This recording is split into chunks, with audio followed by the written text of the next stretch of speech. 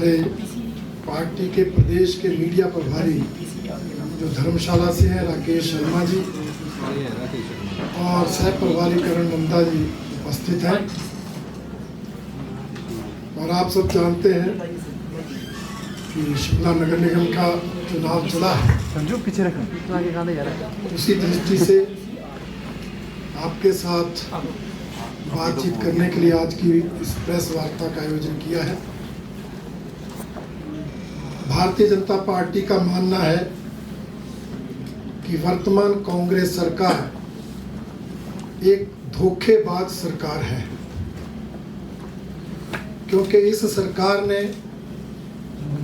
अपने 4 महीने के कार्यकाल में समाज के हर वर्ग को धोखा दिया है।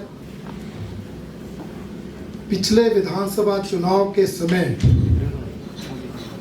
कांग्रेस पार्टी ने प्रदेश की जनता से, समाज के हर वर्ग से अनेक वायदे किए थे और मुख्य रूप से 10 गारंटियां देकर ये चुनाव जीता था। और आज 4 महीने के कार्यकाल के बाद ये स्पष्ट होता है कि उन्होंने उस समय वो गारंटियां देकर प्रदेश की जनता को गुमराह किया,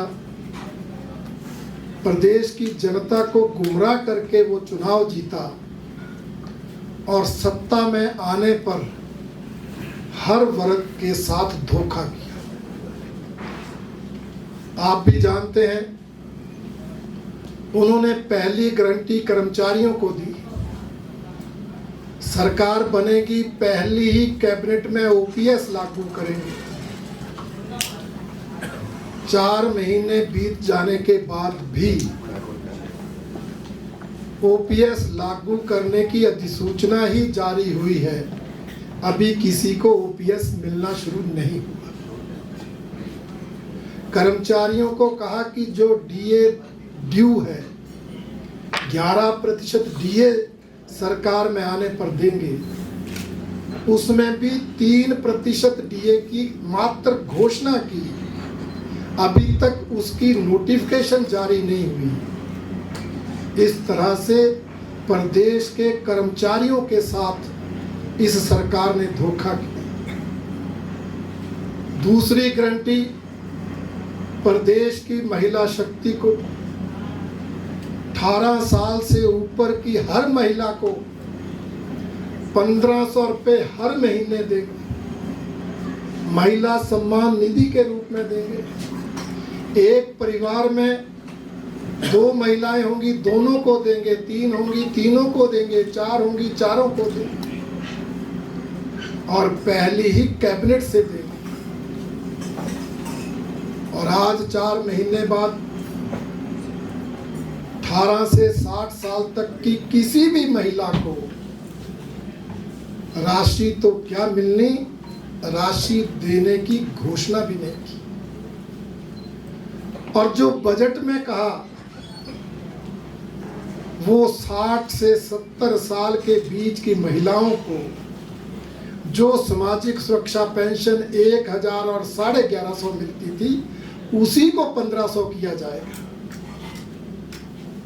मात्र सामाजिक सुरक्षा पेंशन को 500 और 350 बढ़ाया जाएगा और कहा कि ये हम अपना वायदा पूरा करें।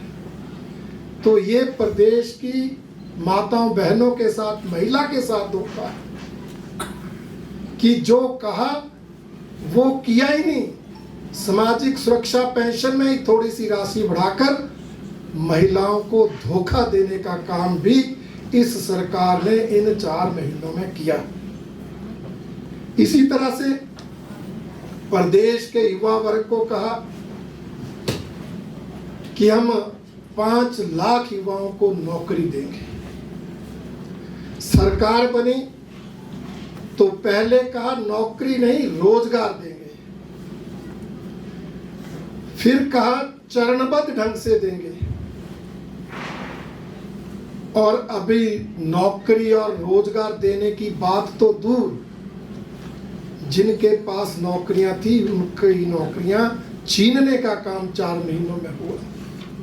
हजारों कर्मचारी जो आउटसोर्स पर लगे थे, चाहे वो जल शक्ति विभाग में, चाहे वो स्वास्थ्य विभाग में, चाहे वो शिक्षा के विभाग में, उनको निकालने का काम इस सरकार ने इन 4 महीनों में किया। और दूसरा, युवाओं को कहा था कि हम एक स्टार्टअप फंड रखेंगे 680 करोड़ का, और उस स्टार्टअप फंड से युवाओं को बिजनेस कराने के लिए कम ब्याज पर कर्ज देंगे। बजट चला गया, युवाओं के लिए स्टार्टअप फंड की कोई घोषणा, कोई प्रावधान बजट के अंदर नहीं किया। कुल मिलाकर प्रदेश की युवा शक्ति को भी इस सरकार ने धोखा देने का काम किया, जिसकी भारतीय जनता पार्टी निंदा करती है। एक गारंटी और थी कि प्रदेश का बागवान फलों की कीमत स्वयं तय करेगा, चाहे वो सेब पैदा करता है, चाहे वो आम उगाता है। सरकार बनी तो बागवानी मंत्री का पहला ही बयान था कि ये तो संभव ही नहीं है कि बागवान अपने फलों की कीमत तय करे। तो बागवानों को भी धोखा देने का काम इस सरकार ने सत्ता में आने के बाद किया। और इसी तरह प्रदेश की जनता के साथ हम 300 यूनिट बिजली मुफ्त देंगे। मुफ्त देने की बात तो क्या, 22 पैसे प्रति यूनिट बिजली महंगी कर दी, बिजली की दरों में बढ़ोतरी कर दी, उल्टा कर दिया। महंगाई कम करेंगे, 3 रुपए लीटर डीजल बढ़ा दिया, 10 रुपए लीटर सरसों का तेल बढ़ा दिया। महंगाई कम करने का वायदा करने के बाद महंगाई बढ़ा दी। प्रदेश की आम जनता के साथ भी धोखा करने की शुरुआत इस सरकार ने इन पहले 4 महीनों में ही कर दी। और प्रदेश के 900 संस्थान बंद कर दिए जो जनहित में खोले गए थे। पिछली सरकार ने जनता की मांग पर, जनता के हित के लिए अनेक विभागों में जो सैकड़ों संस्थान खोले थे, उनमें से 9 संस्थान बंद करके उस जनता को भी धोखा दिया जिसके हित के लिए वो संस्थान खोले गए थे। विधायक निधि बंद कर दी, विधायकों को भी धोखा दे दिया। जिन विधायकों के बहुमत पर सरकार बनी, चाहे वो किसी भी पार्टी के होंगे, उनकी विधायक निधि को रोककर विधायकों को भी धोखा देने का काम किया। और मुख्यमंत्री सुखविंदर सिंह सुक्खू जी ने व्यवस्था परिवर्तन का नारा देकर कर्ज मुक्त प्रदेश को बनाने का वायदा करने के बाद, कर्ज मुक्त प्रदेश बनाने का नारा देने के बाद 4 महीने में ही 6000 करोड़ कर्जा ले लिया। मैं तो कहना चाहूंगा उन्होंने अपने आप से भी धोखा कर लिया। जो वो करना चाहते थे उससे उल्टा हो गया। उन्होंने तो संस्थान बंद किए थे कि कर्जा है, हम कर्जा नहीं उठाएंगे, संस्थान बंद कर दिए। हम ओपीएस देंगे, कर्जा नहीं उठाएंगे, 3 रुपए डीजल महंगा कर देंगे, वहां से कर लेंगे। हम दूध के दाम बढ़ाएंगे, पैसा है नहीं, कर्जा नहीं उठाएंगे, शराब पर मिल्क सेस लगा देंगे। परंतु उसके बावजूद 6000 करोड़ कर्जा लेकर अपने आप से भी उन्होंने धोखा दे दिया। इसलिए ये सरकार धोखेबाज सरकार है। इस सरकार पर जनता का विश्वास 4 महीने में ही उठ गया है। दूसरी तरफ भारतीय जनता पार्टी ने जो कहा वो किया। चाहे हिमाचल प्रदेश सरकार की बात हो, चाहे शिमला नगर निगम की बात होगी, हमने जो कहा था वो तो किया ही था। उससे ऊपर उठकर भी शिमला के शहर को सुंदर बनाने के लिए यहाँ शिमला वासियों के लिए, पर्यटकों की सुख सुविधा के लिए अनेक काम किए। 6500 करोड़ का बजट स्मार्ट सिटी के लिए स्वीकृत हुआ और उसके माध्यम से अनेक विकास कार्य, सौंदर्यीकरण के कार्य हुए। टनल्स बनाने का काम हुआ, ओवर ब्रिज बनाने का काम हुआ, एक्सीलेटर बनाने के काम शुरू हुए, ओवर ब्रिज बने, सबवेज बने, पैदल रास्ते हुए, सड़कें चौड़ी हुई। कितने काम शिमला में हुए आप सब जानते हैं। पीने के पानी की समस्या थी, 1800 करोड़ खर्च करके जो है पीने के पानी की स्कीम का काम शुरू कराया और 70 करोड़ की स्कीम रिकॉर्ड टाइम में बनाकर शिमला की पानी की समस्या को तो हल करने का काम किया। अब 24 घंटे पानी देने के लिए 1813 करोड़ की स्कीम का भी काम शुरू करवाया। अनेक तरह के काम, चाहे पार्किंग की है, चाहे पार्क बनाने की बात है, चाहे ओपन जिम की बात। शिमला नगर निगम में इन 5 सालों में रिकॉर्ड काम भारतीय जनता पार्टी के नेतृत्व में हुए और आगे भी हमने वायदा किया इन कामों को आगे बढ़ाएंगे। हम कोशिश करेंगे कि जो पार्क बनाने का काम है वो हर मोहल्ले तक पहुंचे, ओपन जिम बनाने का काम है हर मोहल्ले तक पहुंचे। इसी तरह से जनता को राहत देने के लिए 40,000 लीटर तक पीने का पानी का बिल नहीं देंगे। हम जो कूड़ा उठाने का बिल है उसको 50% कम करेंगे। इसी तरह से जो टैक्स है, अलग अलग टैक्स हैं, उनको एक टैक्स के रूप में लेने की कोई व्यवस्था करेंगे। ऐसे अनेक वायदे हमने घोषणा पत्र में किए हैं जिसे 2 दिन पहले हमारे नेताओं ने जारी किया है।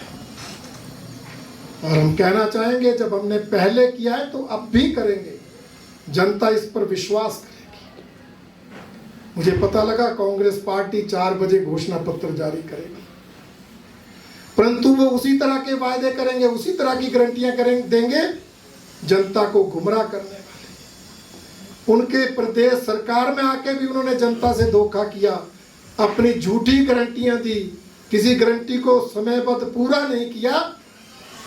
इसलिए उनके नगर निगम के घोषणा पत्र पर भी शिमला की जनता विश्वास नहीं करती, क्योंकि उन्होंने उन सब वर्गों को धोखा दिया जो शिमला में है, चाहे कर्मचारी है, चाहे बागवान है, चाहे युवा है, चाहे महिला है, चाहे आम जनता है। जब सरकार ने 4 महीने में धोखा दिया तो उनके इस कार्यकाल की इस निराशाजनक उपलब्धि को देखकर हिमाचल की जनता, शिमला की जनता, उनके जो भी घोषणा पत्र के वायदे वो 4 बजे करेंगे उन पर कतई विश्वास नहीं करेगी, क्योंकि हिमाचल की जनता ये मान चुकी है कि ये सरकार झूठी गारंटियां देती है, झूठे वायदे करती है और सत्ता में आने पर जनता के साथ धोखा करती है। इसलिए उनके बहकावे में जनता नहीं आएगी। एक बार फिर शिमला में भारतीय जनता पार्टी नगर निगम पर अपना कब्जा करेगी, ये मैं विश्वास के साथ कह सकता हूँ।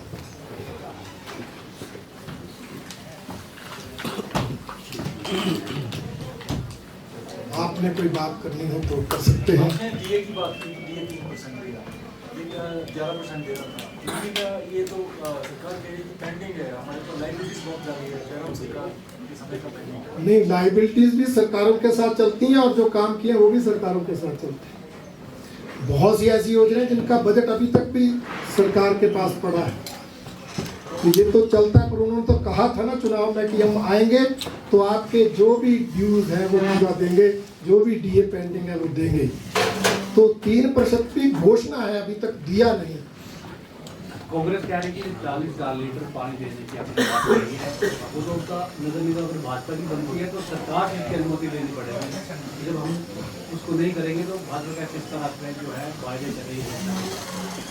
देखिए, शायद उनके विधायक को जानकारी नहीं। नगर निगम अपनी आय में से वो बिल दे सकती है, हम जनता पर बोझ नहीं डालेंगे।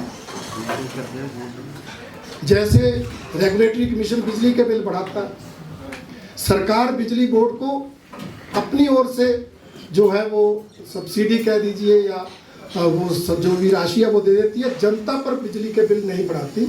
ऐसा हमारी सरकार ने किया है और 3 साल बिजली के बिल नहीं भी आए हैं, बढ़ोतरी नहीं हुई है, तो वो इसीलिए है कि नगर निगम दे सकता है। सर, इन नगर निगम चुनावों में भाजपा ने जिन कार्यकर्ताओं को टिकट नहीं दिए उनको संगठनात्मक जिम्मेदारी दे दी, इसका कारण आपस में कलह है या फिर उन लोगों को संतुष्ट करने की कोशिश पार्टी कर रही है?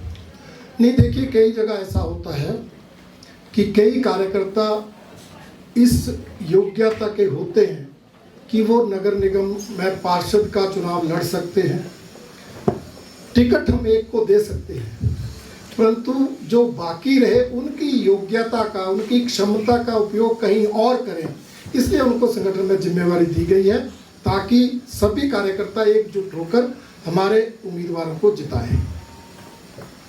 हिमाचल प्रदेश में इलेक्टोरल पॉलिटिक्स में भाजपा के पास ब्राह्मण नेता चुनी हुई राजनीति में कम है, और जो है आपको नहीं लगता कि उनको कोई बड़ी जिम्मेदारी पार्टी स्तर पर मिलनी चाहिए थी? हाल ही में डॉक्टर राजीव बिंदल को अध्यक्ष चुनाया है, किसी ब्राह्मण नेता को भी विधायक भाजपा का प्रदेश अध्यक्ष बनाया जा सकता था। देखिए, भारतीय जनता पार्टी जाति के आधार पर पद नहीं देती, कोई जातिवाद आधारित राजनीति नहीं करती। भारतीय जनता पार्टी राष्ट्रवादी संगठन है, राष्ट्रवादी विचारधारा को लेकर काम चलते, सामाजिक समरसता में विश्वास करते हैं, जाति पाति से ऊपर उठकर काम करते हैं, इसलिए योग्यता और क्षमता के अनुसार और अनेक अन्य विषयों को ध्यान में रखकर ये जिम्मेदारियां दी जाती हैं। हमारे केंद्रीय नेतृत्व ने डॉक्टर राजीव बिंदल जी को ये जिम्मेवारी दी है, मैं राष्ट्रीय नेतृत्व का उसके लिए धन्यवाद करता हूँ। एक अनुभवी, एक कर्मठ, एक राजनीतिक दृष्टि से कुशल व्यक्ति को ये जिम्मेवारी दी है, उनके नेतृत्व में पार्टी और आगे बढ़ेगी। जब से सरकार कांग्रेस की बनी है, भाजपा एक और सवाल कर रही है कि कांगड़ा की अनदेखी हुई है। कांगड़ा पार्लियामेंट्री की बात करें तो भाजपा का प्रदेश अध्यक्ष लंबे अरसे से कांगड़ा पार्लियामेंट्री से नहीं बन पाया है। देखिए, इन पदों को न जातिवाद न क्षेत्रवाद के आधार पर दिया जाता है। मैंने कहा ये योग्यता, क्षमता और अनेक अन्य विषयों को ध्यान पर रख के दिया जाता है। कांग्रेस ने जरूर कांगड़ा से अनदेखी की, सरकार में मंत्री नहीं बनाए, जितने विधायक थे उस अनुपात में मंत्री नहीं बनाए। भारतीय जनता पार्टी के तो लोकसभा के सदस्य वहाँ से हैं, राज्यसभा की सदस्य वहाँ से हैं, और अनेक संगठनात्मक चाहे महामंत्री हैं वो भी कांगड़ा से हैं। एक बराबर संतुलन भारतीय जनता पार्टी संगठन में बनाकर चली हुई है। शर्मा जी, ऐसा क्या घट गया कि इलेक्शन के दौरान ही आपने अपना प्रदेश अध्यक्ष बदल दिया? नहीं, देखिए, इलेक्शन तो एक नगर निगम का है। नगर निगम एक, या आप कह दीजिए 1.5 विधानसभा क्षेत्र है। हिमाचल प्रदेश 68 विधानसभा क्षेत्रों का प्रदेश है, और केंद्रीय नेतृत्व ने जब उचित लगा उसके लिए उनको भी बैठकर विचार करने के लिए समय की आवश्यकता है। जैसे समय लगा उन्होंने किया। ये चुनाव के पहले किया, बाद किया, पहले करते तो कहते पहले क्यों कर दिया, बाद में करते तो पहले क्यों नहीं किया, इस पर प्रश्न उठते हैं, परंतु ये कोई ऐसा विषय नहीं है जिसकी चर्चा का मुद्दा बनाया जा सके। आपके पास एक नेता आए थे पवन काजल, उनकी जिम्मेदारी कहीं नगर निगम चुनावों में दिख नहीं रही है। नहीं, वो किसी व्यक्तिगत काम से विदेश गए हैं, उनको भी एक वार्ड का प्रभारी बनाया है, और वो शायद आज या कल आ जाएंगे। कुछ दिन के लिए वो बाहर गए थे, पार्टी के नेताओं को बताकर गए थे, तो उसमें ऐसा नहीं होता कि कोई यहाँ कोई ऐसा है कि भी ये एक्शन होगा। थोड़ा ठीक है, उनको व्यक्तिगत काम था, गए हैं, तो इससे कोई अर्थ निकाले जाएं उसकी ज़रूरत नहीं है।